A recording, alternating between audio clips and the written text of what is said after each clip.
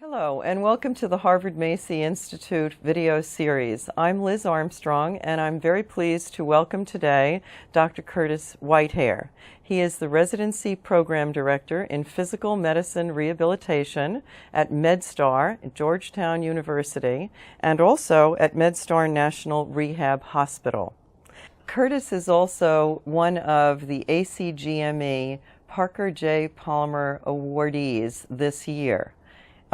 He has also, most importantly, perhaps attended our courses. Curtis is also an alum of the 2009 class of the Educators in the Health Professions Harvard Macy course. Since that time, we have invited him to become a core member of the faculty. And in his role as faculty, he has helped us develop and create the social media content that we use today, as well as the content that we've included around the cognitive sciences. The journey that we want to describe today started, I believe, with his attending the program in 2009, in which he heard about Kolb's experiential learning theory. And that work led him to think about the way in which his own learners at MedStar were approaching the task of learning physical medicine rehabilitation. I wonder if you could share with us today that journey that led you to think about the learning theory and how it connects to how the brain works, which is really so much a part of your field. So in 2008, I became the Residency Program Director, and I was a new program director, and I really knew that I needed to learn more about learning. And so I found the Harvard Macy Institute, and I came for the educators course, as you mentioned, as well as the MedStar Teaching Scholars program. And that's where I learned a lot about Kolb learning cycle. And you know, we've always known that residency is kind of an apprenticeship, but I really kind of knew there had to be more than just throwing them into the mix and have it happen. So from there, I really started kind of looking at how did the Kolb cycle really play upon these new learners as well. And what really kind of interested me was all of the social media and the digital bombardment that they were having in their lives. What was that kind of doing to their brain? There were books out there that were, you know, talking about their brains were changing and they were very different. And that kind of led me down that pathway for me to kind of try to really understand what was happening in learning.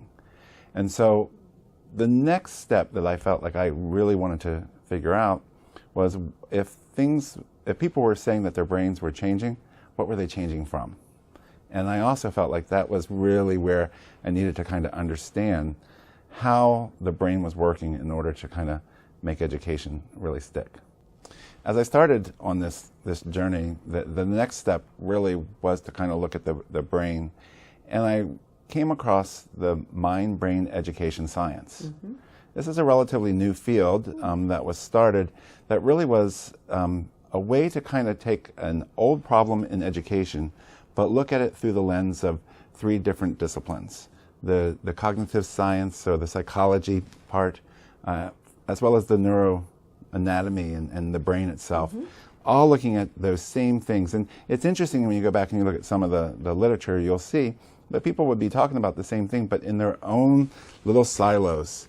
And it's amazing how when you bring the three together, there's this clearer understanding of what you can do to kind of help a learner in doing that.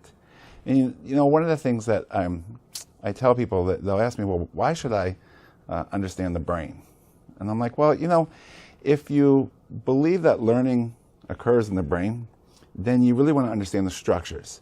The analogy that I use most often is if your car is running out of gas and you look up and you see the next exit is 20 miles.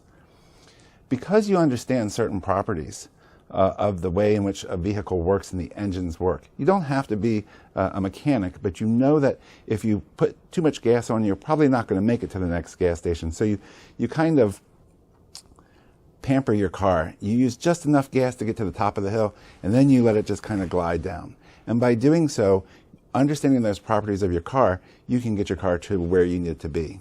I sometimes wonder in our learners, when we see somebody struggling, do we know what's going on, or do we just say, oh, you need to read more, or you need to do more questions, or you need to do more procedures, and we're not really thinking about the physical properties. And so that's where I really kind of started to look into the brain so that I would understand the properties when I was challenged by those residents. So what is interesting, of course, is that you began to then map what you learned about how we learn from learning theory to what you knew about how the brain is designed and organized and the structures of the brain. And you created in your thinking, as I understand it, this ability to overlay the two so that you could better understand how to promote the kind of learning environment that would benefit your residents who were eager to learn, but from your perspective, perhaps were learning differently from residents of the past.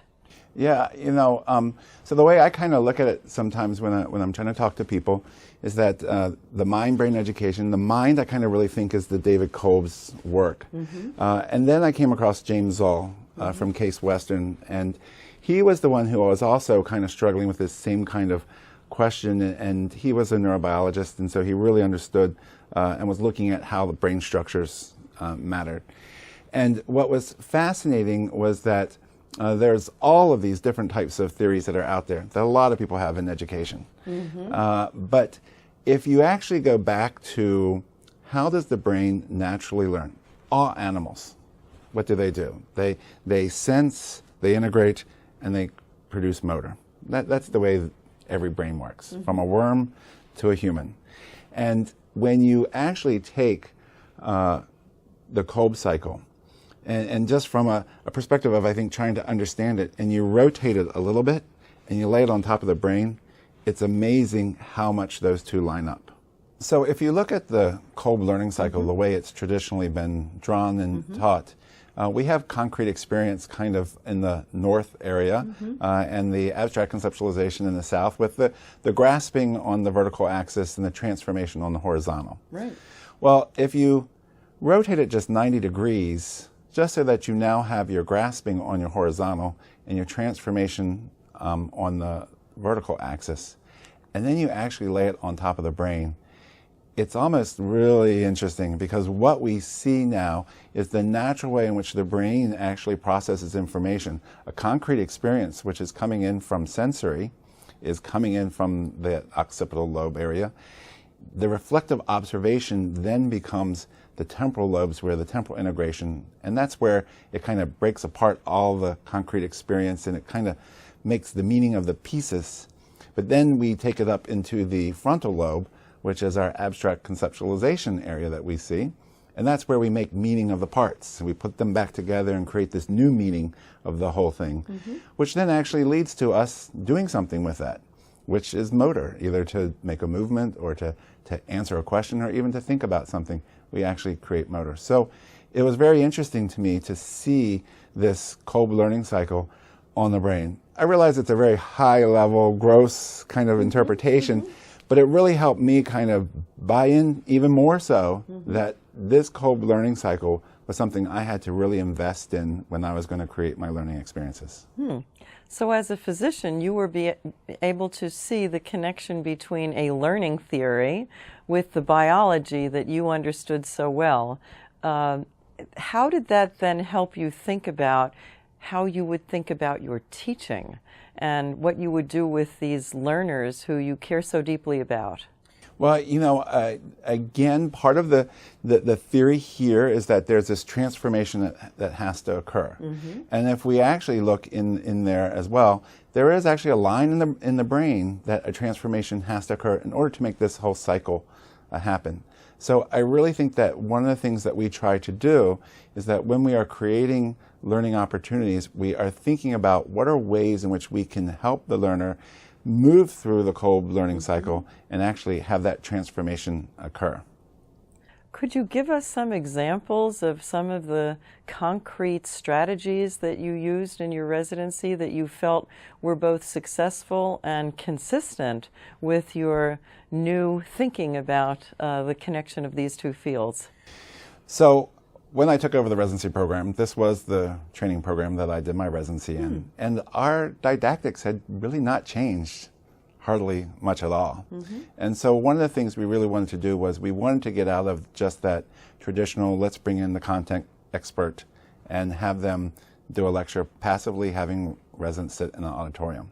So a good example I like to show is our lecture on ground reaction forces, which is a way in which when you're talking about prosthetic devices, where there are forces happening on that prosthesis.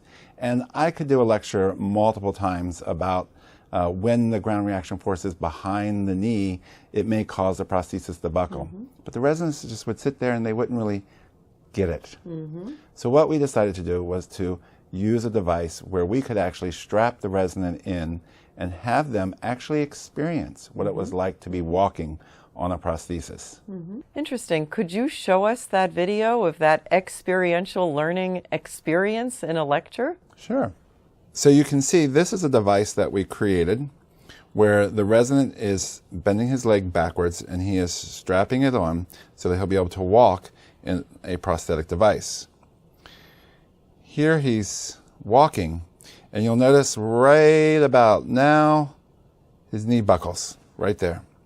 And I could have given him a lecture before about that ground reaction force behind the knee, but now that he experienced it, he has a deeper understanding of what that's going to mean for his patient when they're walking on a prosthetic device. So thank you for that wonderful example of an interactive experiential lecture that you've created with your students and your residents and your students and your faculty. I wonder if you could share with us next where your journey took you following that particular experience. So after creating the experiential learning cycle and really embedding it into our lecture, that mind-brain education said, okay, well, you look at it from the mind perspective, well, let's look at it from the brain perspective. So we really started looking at the structures, the physical properties that were in the brain. And so one of the things that I started thinking about was the Kolb Learning Style Index, which when you take that, it gives you, what are your preferences? And what I started wondering was, were there certain physical properties of the brain that actually were there, and because of those structures, that actually is why you have a preference to a certain thing, which shows up on the Kolb Learning Style Index. So for example, there are these fasciculi, which are nerve bundles, and they're the way in which we connect different parts of the brain from different parts. And so I think it's really an interesting question, is that whether or not my learning preference has, through neuroplasticity, has made those pathways larger, or maybe those pathways organically are larger when the way we're born and the way our brains develop, and then that's what sets up our learning style preferences. Interesting. So the neuroscientists are helping us, of course, every day think about how the brain is forever changing. It's not a static organ, if you will, and it's growing. So it's possible that our learning style influences the growth of various elements of the brain, or those elements were different to begin with, and that might lead to the different approaches that we have to learning. Yes. That's very true. And the thing that I like to think about often is that the saying, you go to bed with a different brain than when you woke up this morning. And that really is because of the experiences that you've had. We know that the brain is putting down new neural pathways to make those connections with our old information that we learned. So are there any other examples that you could share with us in your creative teaching style that you believe have grown out of these thoughts that you've had and insights around connecting the mind and the brain? You know, I think another one that has really worked well for us was really during our quarterly exams. You know, in the past, the residency programs would have a quarterly exam, and it may be on pediatric rehab, but while you're doing your clinical rotations, you're on spinal cord injury. And so one of the things we decided to do was, first, let's map and create customized learning so that the experience is what you're going to be tested on. But I also believe that every opportunity should be a learning opportunity. And one of the problems that we have with testing is that it's usually a binge and purge. It's really not a formative way of helping somebody. And when the resident is taking the exam, they'll wait and they'll get their score and then decide what happens. So we utilize, from Epstein Education, the Immediate Feedback Assessment Tool, or also known as IFAT. And it's a really interesting tool because it's much like a lottery ticket, and allows the resident, when they are answering their multiple choice question, if they think option A is correct, they'll scratch off A. And if they are correct, there'll be an asterisk behind it. But if they're incorrect, it's blank. And so then at that moment, they get immediate feedback and they go, that's not the right answer. So what was I thinking about? And so they can then delve deeper into the question, and then they keep going until they get the actual asterisks. Well, those are all interesting examples. One sort of final thought in terms of your ability to convince others that understanding how people learn can make a difference in the way in which they design their educational programs. How have you used this science that you've now connected, this overlay of how the brain actually is structured and how we think learning occurs through experiential learning? Has that been helpful to you in marketing how we need to change our educational plans and environments?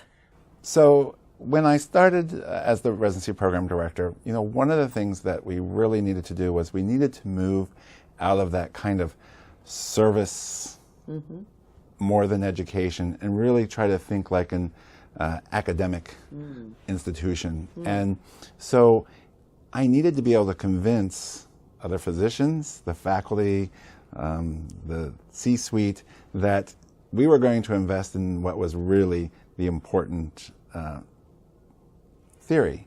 There's so many out there when you go to all these educational courses, and code was one that we use at the Harvard Macy Institute, but I still was kind of using it, but wasn't 100% convinced. I am a physician, and I've got to kind of really look at more of that biology piece. And then once I really had the brain overlay, when I really then saw that happening and could see how different lenses were pointing to the same thing, it just really gave me a lot more power to really say, you know what, it's time for us to invest in this. And I think I was able to sell that a lot better. And really the journey has improved our residency training program in an incredible way. And everybody, they always say change is hard, and in the beginning I had a hard time getting people to agree to doing these things. But now everybody's excited and they want to be part of this, and I have people coming into my office and giving me suggestions on how we can improve it. And I really do think it was having that extra piece to say, this is really why we need to invest into it. Well, thank you, Curtis. I think we all know that healthcare workers, scientists, physicians, nurses, we all need multiple reasons before we will change our patterns of behavior. And the fact that you had then two reasons at the very least. One, a learning theory you'd learned about, and then the biology to help you make that shift for yourself and the shift in others. We congratulate you for that, and thank you for sharing that story with us. We hope that our audience watching this will begin to think about how they can use your journey to think about making the changes they wish to make at home. Really appreciate your time today. You're welcome. Thank you very much for having me.